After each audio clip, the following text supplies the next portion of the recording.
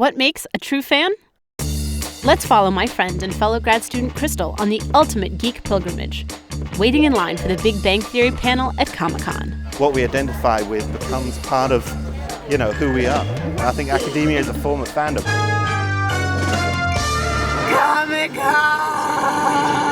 We are Ph.D. comics. And we want to know why.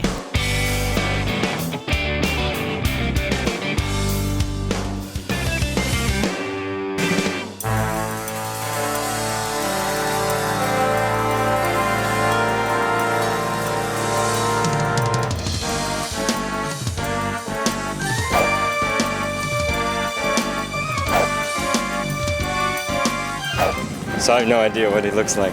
He's redheaded, he's got glasses.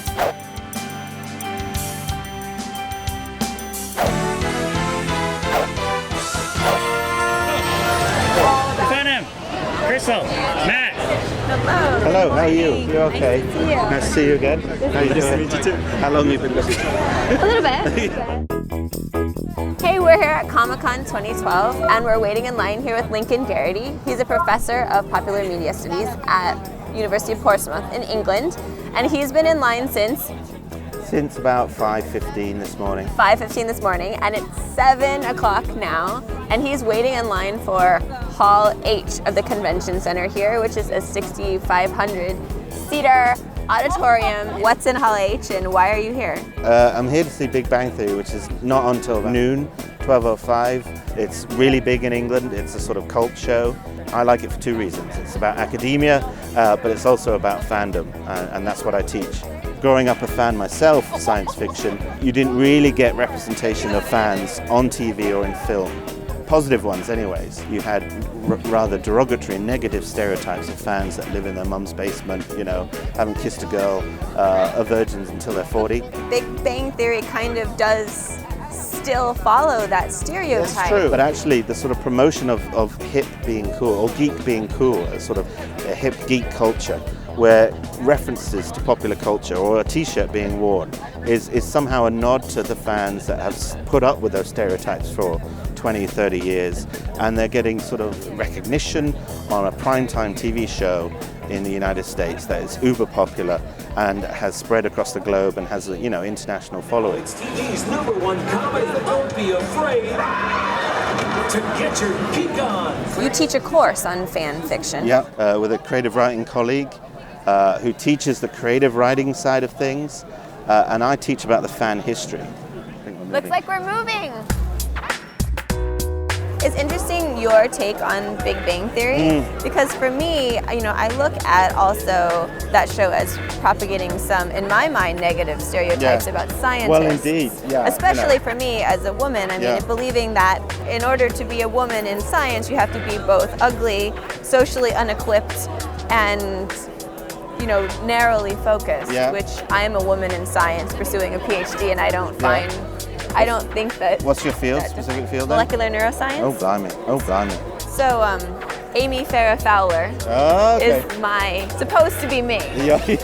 And I don't feel that I'm being accurately represented. Brilliant scientist, can you explain to me why a brilliant man likes playing with toy trains? No, without shaking his head over now. Realize how long the line was. This line is so long. It's deceptive. It's longer than anything at Disneyland or Disney World. Exactly. Fandom's very competitive as well because, it's about getting that access that maybe other fans don't. So when I go home, I talk to other friends and colleagues who like Big Bang. But you were here. You were in a room with the actors. I was here. I did this. You did. Yes. So you are more of a fan than they are. Yeah. And your status increases.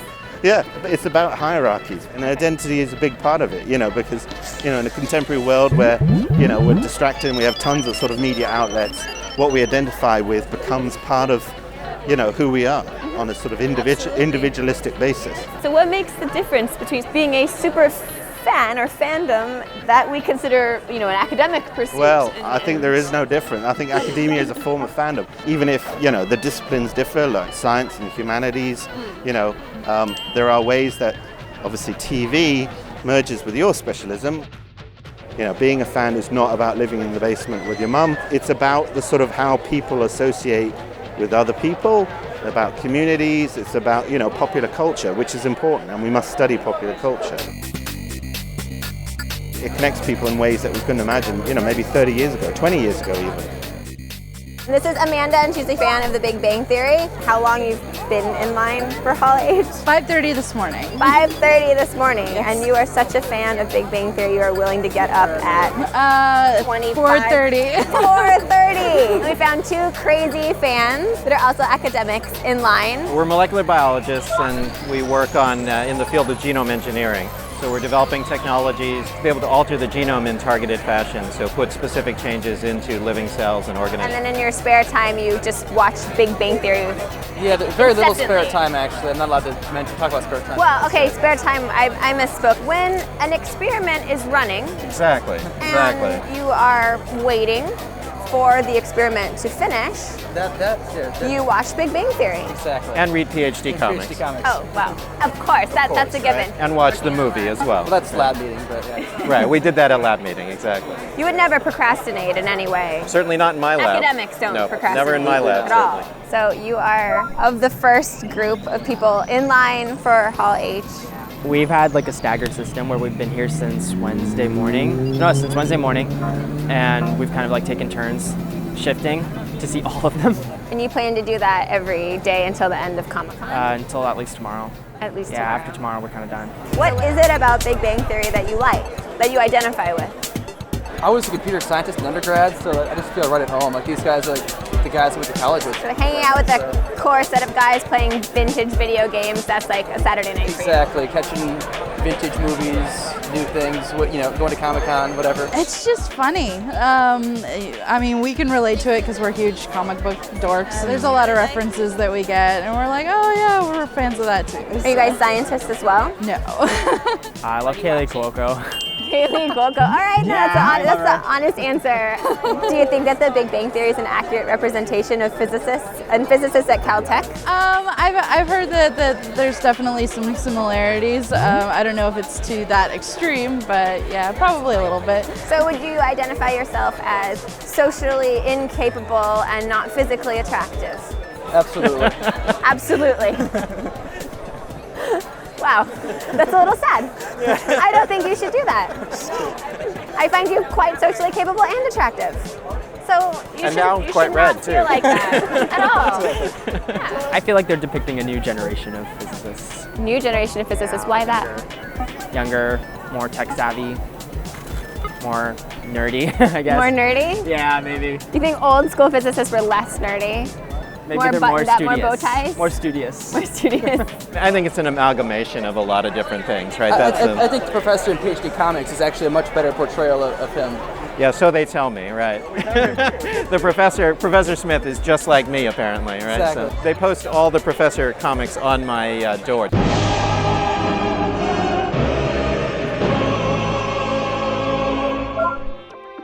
So this is a relatively new field, studying fans. Yeah, a big major publication came out in 1992, basically did a cultural studies analysis of Star Trek, Doctor Who fans. And this was part of a period where, as I said, fandom was very much stereotyped as, sad people that just did this stuff because they haven't got a life.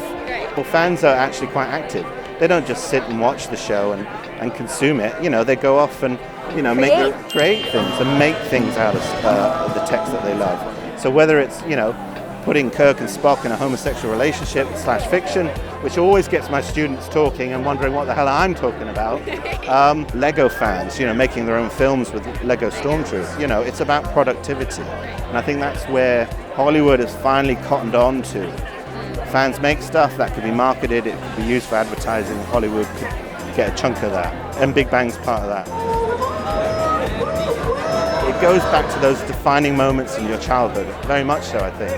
When you have Star Wars fandom and the new films came out, that's why the old fans said, hey, get out from our favorite text. We were here first. None of this Jar Jar Binks crap. Weekend starting Saturday morning, Star Wars Marathon.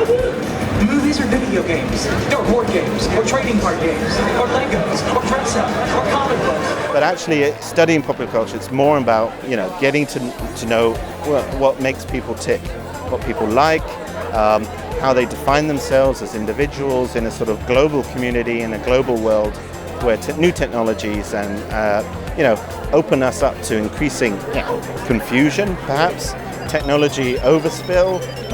Where do we anchor ourselves in that? Is it in things we like? And my last question is, you have this one moment to prove that you are the craziest thing you've ever done as a fan. Like, prove your super fandom. I stalked George Takei to try and say hello to him, and then his personal minder told me to go away. Yes. Oh my. That was embarrassing, and I felt sad. No, own it. Own it, yeah.